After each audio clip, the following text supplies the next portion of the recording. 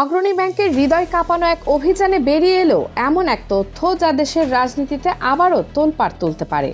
মানবতা বিরোধী অপরাধে মৃত্যুদণ্ডপ্রাপ্ত ও ক্ষমতাচ্যুত সাবেক প্রধানমন্ত্রী শেখ হাসিনার ৮৩২ ভরি স্বর্ণালংকার। হ্যাঁ, ঠিকই শুনেছেন, ৮৩২ ভরি পাওয়া গেছে রাজধানীর দিলকুশায় অগ্রণী ব্যাংকের প্রধান শাখার দুটি লকার ভেঙে। জাতীয় রাজস্ব বোর্ডের কেন্দ্রীয় গোয়েন্দা সেল সিআইসি আদালতের অনুমতি নিয়ে এই লকারগুলো খুলতেই চোখ ছানা বড়া হয়ে যায় উপস্থিত সবার। ঘটনাটি আরও চমকপ্রদ হয়ে ওঠে যখন জানা যায় লকার দুটির নম্বর ৭৫১ ও ৭৫৩। গত ১৭ সেপ্টেম্বর থেকেই সিআইসির নজরে ছিল। গোপন সংবাদের ভিত্তিতে কর্মকর্তারা তখন এগুলো জব্দ করলেও শেখ হাসিনার ভারতে পালিয়ে যাওয়ার কারণে আইনগত জটিলতায় এতদিন ভাঙা সম্ভব হয়নি।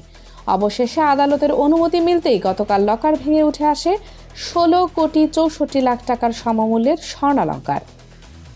আরও বিস্ময়কর বিষয় হলো, শুধু স্বর্ণালংকারই নয়, লকারের ভেতরে পাওয়া গেছে বেশ কিছু মূল্যবান উপহার সামগ্রী। রাষ্ট্রীয় তোষাখানায় জমা না দিয়ে এগুলো ব্যক্তিগত লকারে রাখা হয়েছিল বলেই জানিয়েছেন সূত্র। এতে আইনের স্পষ্ট লঙ্ঘন হয়েছে এবং এজন্য শেখ হাসিনার বিরুদ্ধে আরেকটি মামলা হতে পারে বলেও ইঙ্গিত দিয়েছেন তদন্ত সংশ্লিষ্ট এক কর্মকর্তা। অন্যদিকে একই দিন পূবালী ব্যাংকের কর্পোরেট শাখায় শেখ হাসিনার নামে থাকা ১২৮ নম্বর লকার খোলা হয়, কিন্তু আশ্চর্যজনকভাবে সেখানে তেমন কিছুই পাওয়া যায়নি। তবে ব্যাংক হিসাব অনুসন্ধানে বেরিয়ে আসে দুটি অ্যাকাউন্ট, একটিতে ১২ লাখ টাকার এফডিআর, অন্যটিতে ৪৪ লাখ টাকা। ইসিতে দেওয়া শেখ হাসিনার হলফনামার তথ্য মিলিয়ে দেখা যাচ্ছে সেখানে তিনি নিজের নামে দেখিয়েছিলেন ৪,৩৪,০০,০০০ টাকার সম্পদ। হাতে নগদ ছিল মাত্র ২৮,৫০০ টাকা। ব্যাংকে জমা টাকা ছিল প্রায় ২,৩৯,০০,০০০।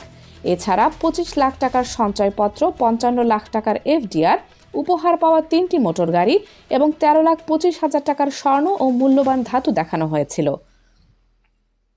স্থাবর সম্পদের মধ্যে রয়েছে পূর্বাচলে ৩৪,৭৬,০০০ টাকার একটি প্লট, গোপালগঞ্জের টুঙ্গিপাড়ায় ৩ তলা ভবন সহ ৬.১০ শতক জমি, যার ক্রয় মূল্য দেখানো হয়েছে মাত্র ৫ লাখ টাকা। আরও রয়েছে ১৫.৩ বিঘা কৃষি জমি, যার মূল্য দেখানো হয়েছে ৬,৭৮,০০০ টাকা। সব মিলিয়ে সাম্প্রতিক এই উদ্ধার অভিযান আবারও উন্মোচন করেছে ক্ষমতাধর এক নেতার লুকোনো সম্পদের নতুন অধ্যায়, যা দেশের রাজনৈতিক অঙ্গনে নিশ্চিতভাবেই আলোচনার কেন্দ্রবিন্দু হয়ে থাকবে দীর্ঘদিন। দর্শক, ধন্যবাদ এতক্ষণ সাথে থাকার জন্য।